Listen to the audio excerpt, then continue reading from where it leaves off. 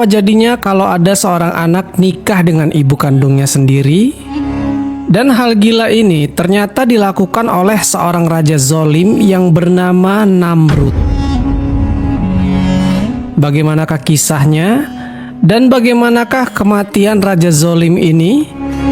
Untuk itu, di video kali ini kita akan membahas tentang ketika Raja Namrud menikahi ibu kandungnya sendiri. Assalamualaikum warahmatullahi wabarakatuh. Selamat datang di Jejak Kisah, di mana setiap jejak membawa kita pada sebuah perjalanan dan setiap kisah menyimpan cerita yang tak boleh dilupakan.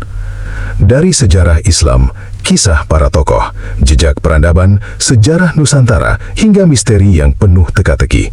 Mari kita buka kembali lembaran masa lalu, menelusuri jejaknya, dan mengambil hikmah dari setiap kisah. Inilah Jejak Kisah. Setiap jejak menyimpan sebuah kisah. Jangan lupa subscribe, nyalakan lonceng notifikasi, dan ikuti perjalanan kita dalam menelusuri kisah-kisah yang penuh makna. Selamat menyaksikan. Namrud atau dengan nama lain yaitu Nimrod adalah seorang raja zolim yang kisahnya ada di kitab suci agama-agama Samawi. Dia adalah keturunan kelima dari Nabi Nuh alaihissalam. Nasabnya adalah Namrud bin Kanaan bin Kush bin Ham bin Nuh alaihissalam.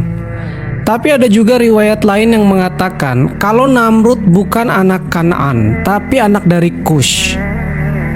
Dan Namrud inilah orang yang pertama yang mendeklarasikan dirinya sebagai raja atas seluruh dunia. Bahkan dia juga waktu itu memaksa orang-orang untuk menyembahnya sebagai Tuhan. Hal itu pun mendapat tentangan dari seorang nabi yang hidup sezaman dengannya, yaitu Nabi Ibrahim alaihissalam. Tapi di video kali ini kita hanya akan berfokus mengisahkan Namrud dan ibunya Semiramis. Perilaku yang menyimpang sudah ada sejak zaman dahulu, seperti menyukai saudara sekandungnya sendiri, kemudian dinikahilah orang yang padahal mahramnya tersebut. Ini persis seperti binatang, dan hal tersebut ternyata terjadi pada Raja Namrud. Sejarah mencatatnya, Namrud menikah dengan ibu kandungnya sendiri yang bernama Semiramis. Namrud adalah seorang raja yang terkenal yang hidup sekitar tahun 2275 sampai 1942 sebelum Masehi. Dia menjadi raja di sebuah daerah yang dinamakan dengan Babilonia, dengan peradabannya yang terkenal bernama Mesopotamia kuno. Dan negara bekas pemerintahannya sekarang menjadi negara Irak. Ayah Namrud adalah Kush, yaitu cucu dari Nabi Nuh alaihissalam. Sedangkan ibunya adalah Semiramis, atau dengan nama lain Samiram. Ibunya pada usia remaja telah menikah dengan ayahnya. Konon, sehari setelah berhubungan intim dengan Semiramis, ayahnya ditakdirkan meninggal dunia. Oleh karena itu, saat Namrud lahir, dia tidak memiliki ayah. Ibunya terkenal sebagai wanita yang cantik dan bijaksana. Maka setelah Namrud lahir, konon ibunya tidak pernah disentuh oleh manusia dan Namrud dianggap sebagai anak yang suci. Dan inilah yang menambah keyakinan Namrud bahwa dia adalah anak Tuhan. Kemudian Namrud ini teman-teman adalah orang yang paling pintar dan paling cerdas di zaman itu. Dia dianugerahi kepintaran dalam hal desain, matematika, dan ilmu perbintangan. Dialah orang yang saat itu menemukan seksagesimal yang membagi lingkaran menjadi 360 derajat. Kemudian dia jugalah yang menemukan kalau 1 derajat kepada 60 menit dan 1 menit dalam 60 detik. Selain itu, Namrud menetapkan bahwa 1 hari terbagi dalam 24 jam.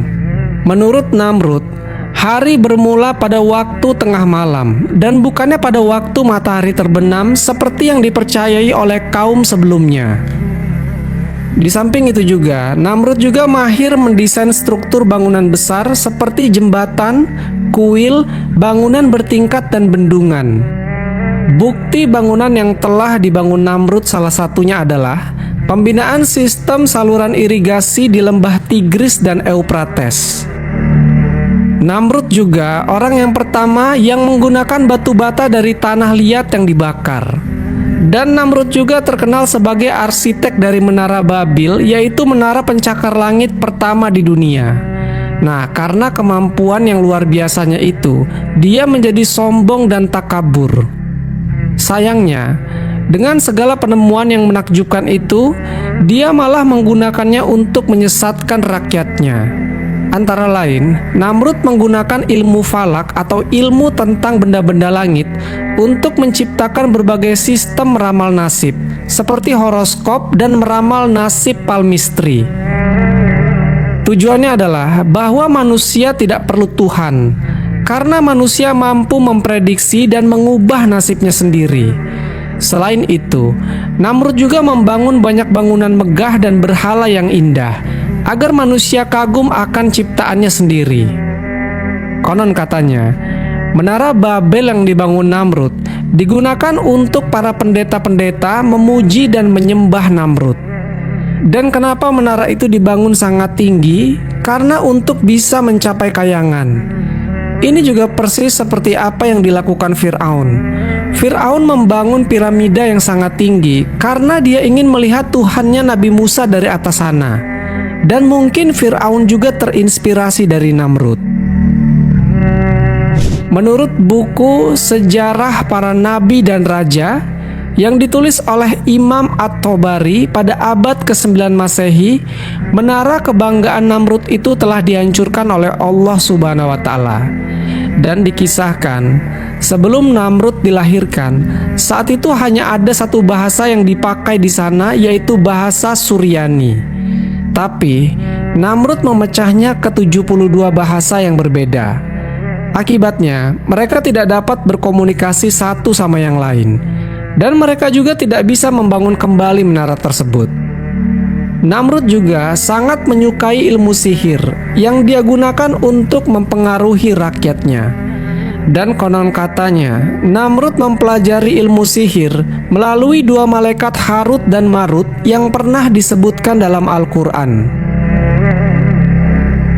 Selain itu juga, Namrud memulai era yang baru di mana manusia memandang rendah pada Tuhan, yang padahal dari masa sebelumnya sampai ke Nabi Nuh, orang-orang mengagungkan Allah Subhanahu wa Ta'ala sebagai satu-satunya Tuhan di alam semesta. Rakyatnya saat itu tidak diperbolehkan melakukan kebaikan untuk Tuhan, karena baginya Tuhan yang goib adalah lemah. Oleh karena itu, orang-orang yang ada di bawah Namrud bisa mengikuti apa saja yang hawa nafsunya mau, seperti berpesta, seks bebas, arak, dan segala kemungkaran yang lain. Karena itulah Namrud diberi gelar Dewa Anggur, karena dia mabuk dengan keduniaannya. Dia juga mengklaim dirinya Tuhan, karena sebagai seorang manusia, dia merasa lebih tahu tentang kelemahan manusia lain dibanding Tuhan yang jauh terpisah dari makhluknya sendiri.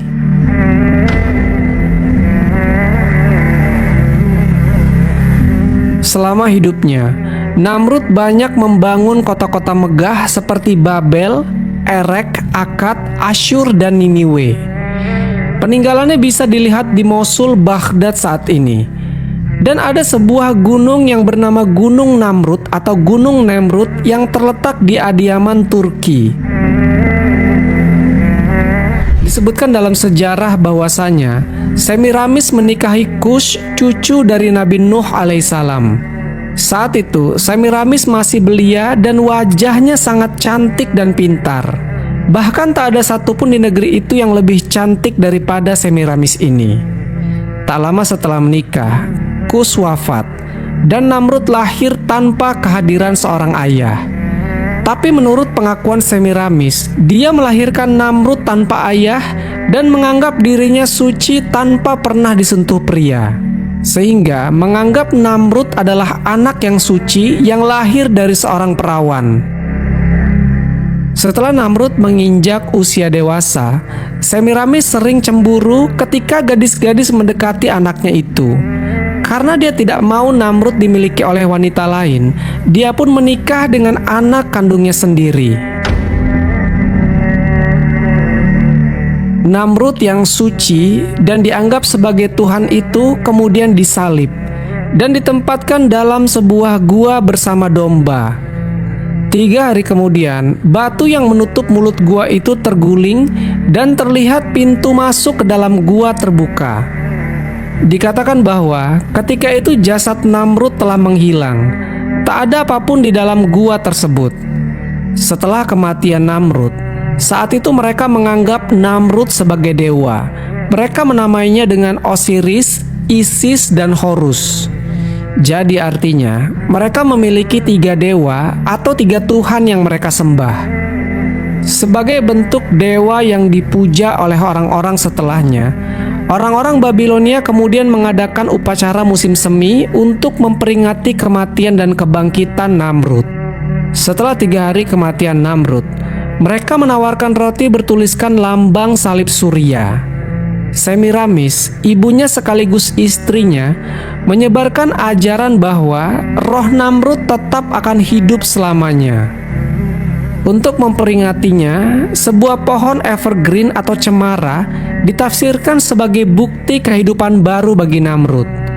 Kemudian untuk mengenang hari kelahirannya, Namrud akan hadir di pohon cemara itu dan meninggalkan bingkisan yang digantungkan di ranting-rantingnya. Para penganut agama pagan kuno menamai pohon itu sebagai mistletoe. Pohon cemara adalah lambang kesuburan penting untuk upacara. Peradaban kuno percaya bahwa dengan mendekorasi rumah dan kuil dengan tanaman hijau seperti holly, ivy, dan mistletoe dapat membantu membawa cahaya matahari yang berkurang di akhir tahun. Tanaman mistletoe adalah tanaman yang paling sakral untuk orang-orang pengikut Druid.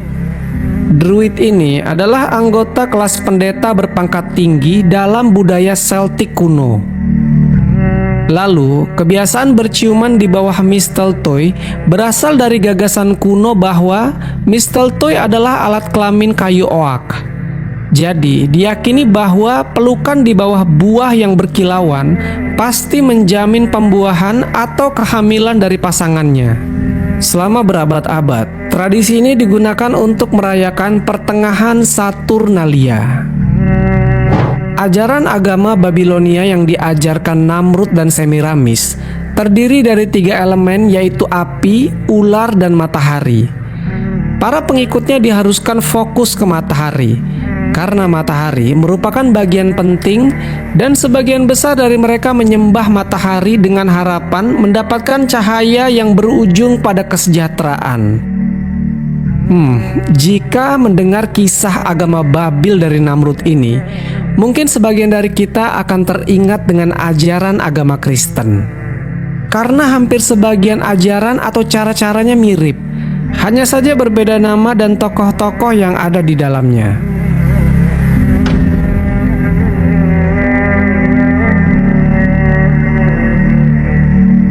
Suatu hari, Namrud pernah melakukan eksperimen bodoh, yaitu dia mau mencoba membunuh Tuhan, supaya dia menjadi satu-satunya Tuhan yang berkuasa di alam semesta. Dia pun melepaskan anak panahnya ke langit, kemudian anak panah itu pun jatuh, yang ujung anak panahnya terdapat lumuran darah. Saat itulah dia merasa berhasil membunuh Tuhan. Kalau kita mendengar kisah ini, kisahnya hampir sama dengan Ya'juj dan Ma'juj di akhir zaman, yang mencoba membunuh Allah Subhanahu wa Ta'ala dengan melepaskan anak-anak panah mereka ke langit. Ya, mungkin saja Ya'juj dan Ma'juj ini terinspirasi dari Namrud. Padahal untuk kita yang berakal, itu adalah suatu tindak kebodohan. Dan mungkin saja Namrud tahu kalau tindakan yang ia lakukan adalah kebodohan. Namrud hanya berusaha meyakinkan orang-orang bahwa di atas sana sudah tidak ada lagi Tuhan yang harus mereka sembah. Tapi ternyata saat itu ada beberapa orang yang gak yakin kalau Tuhan benar-benar sudah mati dibunuh oleh Namrud. Akhirnya Namrud pun melakukan percobaannya yang kedua. Pada suatu hari, dia mengumpulkan seluruh bala tentaranya di suatu tempat. Kemudian dengan aba-abanya, mereka semua serempak melakukan gerakan menyerang.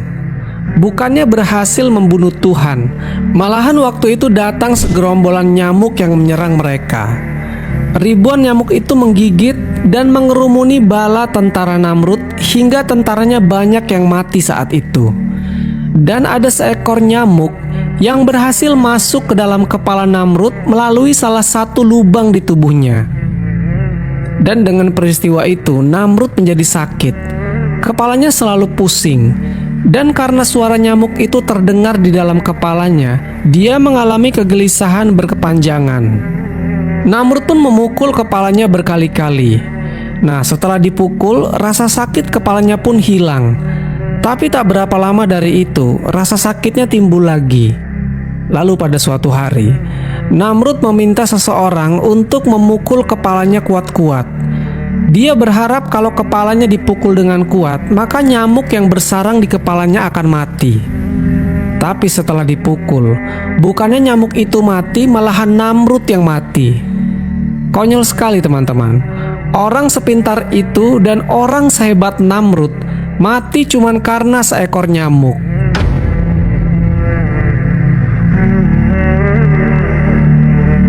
Wallahu a'lam bishawab. Jadi itulah kisah ketika Raja Namrud menikahi ibu kandungnya sendiri. Semoga kisah ini bermanfaat. Lebih dan kurangnya mohon dimaafkan. Yang benar datangnya dari Allah Subhanahu wa Ta'ala. Khilaf atau keliru itu datangnya dari saya pribadi sebagai manusia biasa. Sampai ketemu di kisah-kisah seru yang penuh makna selanjutnya. Semoga bukan hanya menjadi cerita yang kita dengarkan, tetapi juga menjadi pelajaran yang kita renungkan. Jika kamu menyukai kisah sejarah, sejarah Islami, misteri, dan cerita penuh makna, jangan lupa subscribe Jejak Kisah dan nyalakan lonceng notifikasi. Karena setiap jejak menyimpan sebuah kisah, dan setiap kisah meninggalkan pelajaran. Wassalamualaikum warahmatullahi wabarakatuh.